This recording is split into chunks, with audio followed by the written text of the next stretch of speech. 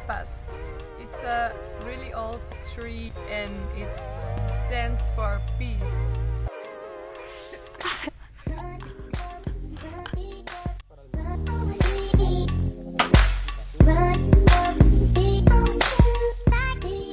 Now in Tenorio National Park, here is a waterfall, a beautiful waterfall.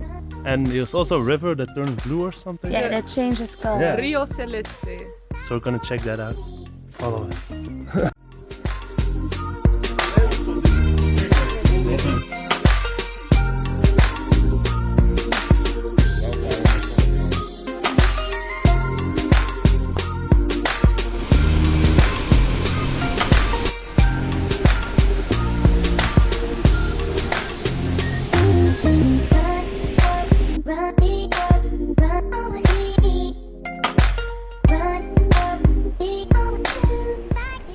The water here is so blue because of the sulfur that comes from the volcano.